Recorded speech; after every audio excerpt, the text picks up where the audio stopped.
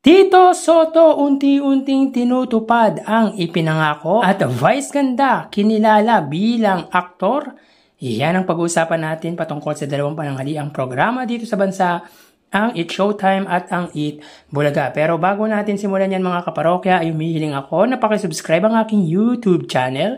Pakilike and share na din po mga kaparokya para mas dumami pa po ang makapanood ng content natin.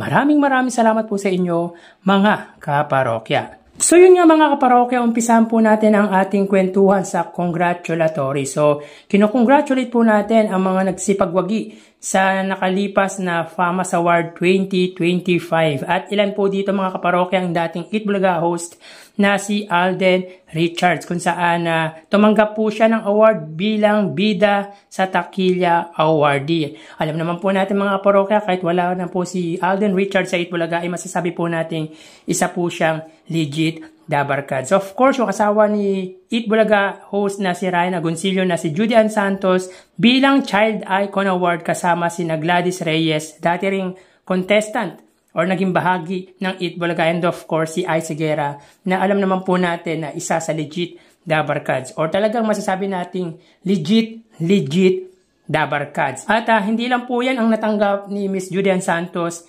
kahit po ang Laura Honor Superstar Award. So, dalawang award po ang natanggap ni Miss Judy Ann Santos. Samantalang Best Actor naman po ang natanggap ng asawa ni Maine Mendoza na si Congressman or Quezon City 1st District Congressman Arjo Atayde. And of course mga kaparokya, kinilala bilang actor ang Eat Showtime main host na si Vice Ganda. So talagang panahon ni Vice Ganda mga kaparokya. Again, congratulations sa mga nagsipagwagi sa nakalipas na FAMAS Award. Samantala mga kaparokya, unti-unti na pong tinutupad ng isa sa original host ng Eat Bulaga na si Tito Soto or Senador Tito Soto. Ang ipinangako nitong nagdaang eleksyon na kung saan sabi nito, once na magwagi po siya or manalo po siya bilang senador, ang sweldo niya po ay ibibigay niya po sa mga scholars. So basahin po natin ang post ni Senador Tito Soto. Pahayag, natanggap ko na ang aking unang 2 buwang sweldo gaya ng aking ipinangako noong kampanya. Ibibigay ko ito sa mga nangangailangan ng pinansyal na tulong, partikular sa larangan ng edukasyon, upang makatulong sa mga estudyanteng hirap sa buhay. Inilaan na ni Tito Soto ang kanyang sweldo ng 6 na taon para sa mga estudyanteng nangangailangan. Kasama ng aking opisina, sinasala na po namin ang mga aplikasyon ng mga mag-aaral na nagsumiti ng kanilang kahilingan. Sa ngayon, meron na pong 1 aprobadong scholar, 5 handa na para sa screening or interview at 12 kumukumpleto ng requirements. Maraming salamat po. Mabuhay ang Pilipino. Inyo pong lingkod, Senator Vicente Soto III. Para sa mga nais mag-apply para sa scholarship at educational assistance, maaaring sagutan ang link na ito. So sa mga gustong mag-apply for scholarship program ng butihing senador na si Tito Soto, ay sagutin lamang po ang link na makikita po sa pinost ni Tito Soto at i-scan sa QR code na makikita nyo po dito. So nag-uumpisa na po or inuumpisa na po ang ipinangako ng one of the original host ng Eat Bulaga at dating Senate President na si Tito Soto. Ang ipinangako nito noong nangangampanya siya. Malayo pa man mga kaparokya ang 6 na taon na pangako, the good thing is inuumpisahan niya na.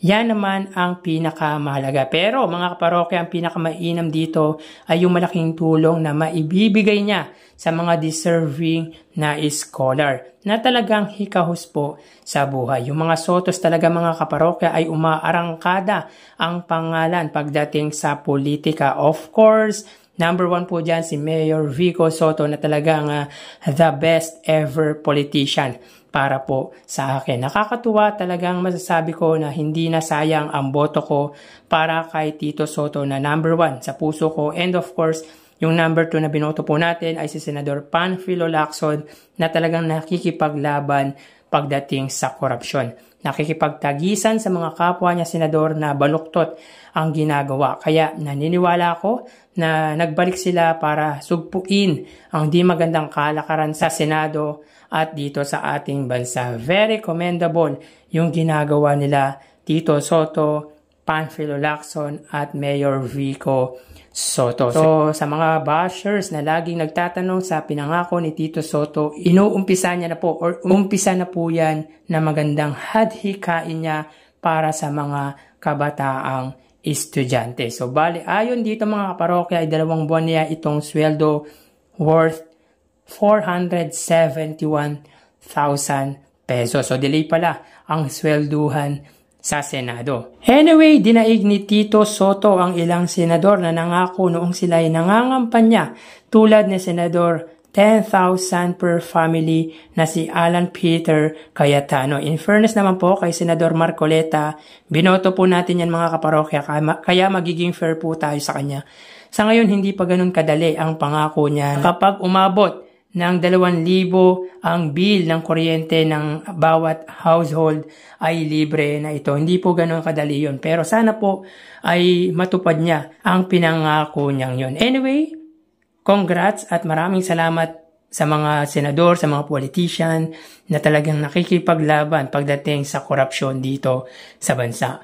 Hanggang dito na lang po tayo mga parokya. Mag-iingat po tayo palagi. Thank you and God bless.